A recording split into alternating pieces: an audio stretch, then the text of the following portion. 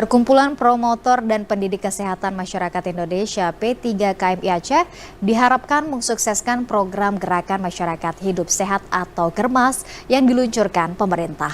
Sebagai perkumpulan yang beranggotakan para ahli, perkumpulan ini memiliki peran penting dalam upaya menyadarkan masyarakat pentingnya hidup sehat.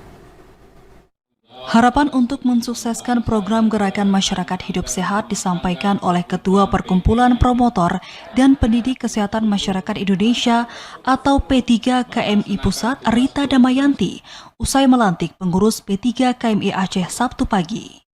Pelantikan yang berlangsung secara virtual ini digelar dari Balai Pelatihan Kesehatan Aceh dan kantor P3KMI Pusat. Seluruh pengurus yang dilantik merupakan mereka yang terpilih dalam musda ketiga awal Oktober lalu. Dalam kegiatan tersebut, Haji Ibrahim Laweng kembali terpilih sebagai Ketua P3KMI Aceh periode 2022 hingga 2026. Usai dilantik, Ibrahim mengatakan terus berupaya memaksimalkan kampanye gerakan hidup sehat ke tengah masyarakat Aceh. Kondisi ini menyusul gaya hidup masyarakat Aceh yang dinilai jauh dari kondisi sehat. Merokok itu yang paling berbahaya adalah bukan perokoknya, yaitu perokok pasif.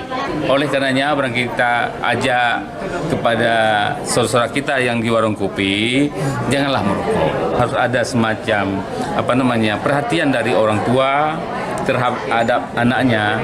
Ya, salah satu proses terjadinya narkoba itu adalah melalui merokok. Apalagi sekarang sudah timbul semacam gaya-gaya hidup remaja-remaja kita merokok menggunakan pet itu yang cairan itu lebih bahaya lagi, ya, merusak otak kita. Ibrahim menambahkan guna mengejar capaian tersebut, pihaknya juga mendorong terbentuknya pengurus cabang P3KMI di 10 kabupaten kota di Aceh.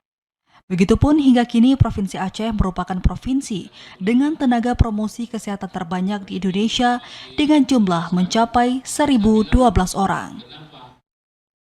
Mereka diharap mampu bekerja maksimal dalam mendukung program pemerintah, salah satunya menurunkan angka stunting. Dari Banda Aceh, Arman Konadi, TVRI Aceh melaporkan.